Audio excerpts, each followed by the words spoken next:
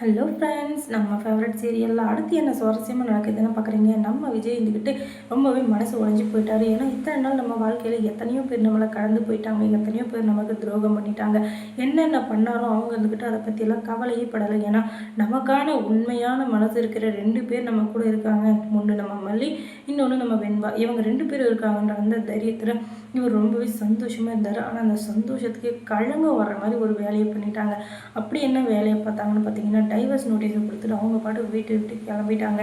இனிமேல் நமக்கும் சரி மல்லிக்கும் சரி எந்த ஒரு சம்மந்தமும் இல்லை அப்படின்னு சொல்லிட்டு நினைக்கிறப்ப தான் அவர் கண்ணில் ரத்த கண்ணீரே வருது. அந்த அளவுக்கு கஷ்டப்படுறாரு. ஏன்னா இத்தனை நாள் நம்ம பட்ட கஷ்டம் எல்லாமே இப்போ சரியாயிடும். நம்ம எவ்வளோதான் கஷ்டப்பட்டாலும் வாழ்க்கையில் ஒரு நாளைக்காச்சும் கஷ்டம் அப்படின்றத அனுபவித்து பார்த்தா தான் கஷ்டப்படுறவங்களுடைய வலியும் வேதனையும் நமக்கு புரியும் அப்படின்னு சொல்லிட்டு இவர் இப்போ தான் முடிவு எடுத்திருந்தார். கஷ்டப்பட்டு உழைக்கிற ஒவ்வொரு ரூபாய் பணமும் அவருடைய வாழ்க்கையில் எவ்வளோ முக்கியம் அப்படின்னு சொல்லிட்டு அவர் இப்போ தான் அதை உணரவே ஆரம்பித்தார்.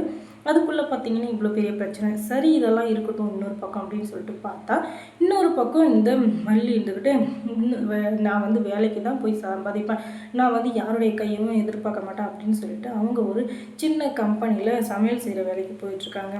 ஏன்னா அங்கே அவங்களுக்கு சமைக்கிற வேலைன்னா ரொம்ப பிடிக்கும், நல்லா வரும் அப்படின்றதுனால அந்த வேலையை சூஸ் பண்ணியிருக்காங்க.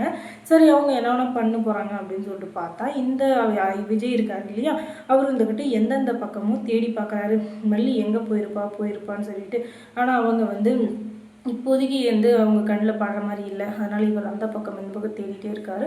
அதோட அவருடைய வேலையும் இன்னொரு பக்கம் தேடிட்டு இருக்காரு. நம்ம எப்படியாச்சும் வேலைக்கு போயே ஆகணும், அப்படி இல்லாட்டி நம்ம வாழ்க்கை இதோ இதில் நின்றுடும். நம்ம வாழ்க்கையில் அடுத்த கட்டத்துக்கு போகணும்னா கண்டிப்பாக நமக்கு ஒரு வேலை முக்கியம் அப்படின்னு சொல்லிட்டு அவர் முடிவு எடுக்கிறாரு.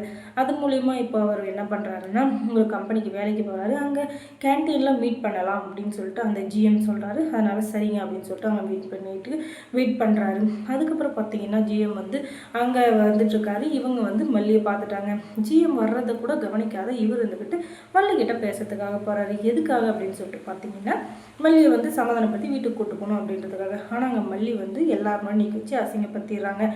ஏன்னா உங்களுக்கெல்லாம் கொஞ்சம் கூட அறிவே இல்லையா? எதுக்காக நான் போகிற இடம் வர இடமெல்லாம் என்னை இப்படி டிஸ்டர்ப் பண்ணுறீங்க? நான் உங்களை பார்க்குறேன்னா, இல்லை உங்ககிட்ட பேசுகிறேன்னா, இல்லை எனக்கு ஏதாச்சும் பிரச்சனை உதவி பண்ணுங்க அப்படின்னு சொல்லிட்டு உங்ககிட்ட கேட்குறேன்னா, எதுக்காக என்னை டிஸ்டர்ப் பண்ணுறீங்க அப்படின்னு சொல்லிட்டு இவங்க கேட்க, என்ன ஓவராக பேசிகிட்டு இருக்க மல்லி, நாங்கள் நீ இல்லாமல் சந்தோஷமாக இருக்கோம் அப்படின்னு சொல்லிட்டு நினைச்சியா?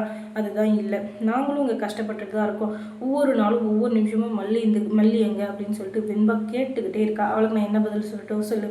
இத்தனை நாளாக எங்கள் வாழ்க்கையில் எதுக்காக நீ வந்த?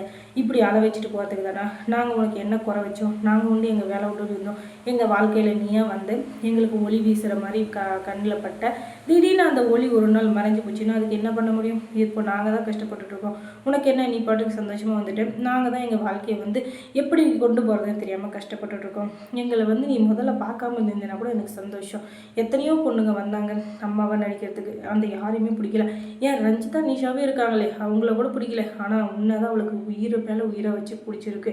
அவளுக்கே நீ துரோகம் பண்ணிட்ட, அது எனக்கு ரொம்ப கஷ்டமாக இருக்குது அப்படின்னு சொல்லிட்டு அவர் கதறி கதறி அழுதுட்ருக்காரு.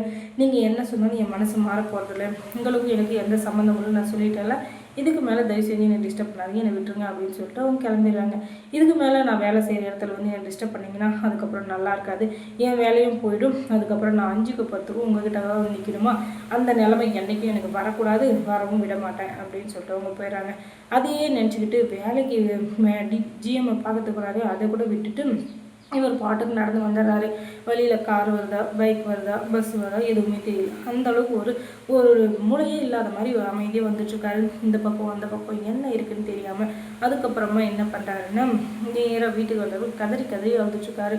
கொஞ்சம் நேரம் கழிச்சு ரூமுக்குள்ளே போய் கதவை சாத்திக்கிறாரு. என்னவா இருக்கும் அப்படின்னு சொல்லிட்டு இந்த வெண்பா குட்டி எப்போவுமே வேலை விட்டு வந்த உடனே டாடா நம்மக்கிட்ட பேசிட்டு தானே உள்ளே போவார். இப்போ என்ன வந்ததும் நேராக போயிட்டாரு, அதுவும் கதவை வேறு சாத்திக்கிட்டாரே அப்படின்னு சொல்லிட்டு அவங்க பெரியம்மா இருக்காங்களே பாட்டி, அந்த அன்னபூர்ணி அம்மாவை போய் கூப்பிட்டு வராங்க. கதவை தட்டினா கதவை அவர் திறக்கவே இல்லை.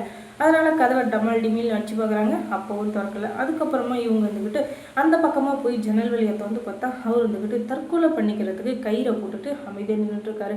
எனக்கு வாழவே பிடிக்கல, இனிமேல் நான் ஏன் வாழணும்? என் வாழ்நாளில் நான் எவ்வளவோ கஷ்டத்தை அனுபவிச்சு நல்ல நிலைமைக்கெல்லாம் வந்தேன். அப்போல்லாம் எனக்கு இல்லாத கஷ்டம் இப்போ கஷ்டமாக இருக்குது அப்படின்னு சொல்லிட்டு அவர் தவறான முடிவு எடுத்திருக்காரு. அதுக்கப்புறம் மல்லி சீரியலில் என்ன சுவாரஸ்யமாக நடந்திருக்கும் நீங்கள் தெரிஞ்சுக்கணுன்னா நம்ம சேனலை சப்ஸ்கிரைப் பண்ணுங்கள், பக்கத்தில் இருக்கிற பில்லையும் கொஞ்சம் கிளிக் பண்ணுங்கள். தேங்க்ஸ் ஃபார் வாட்சிங்.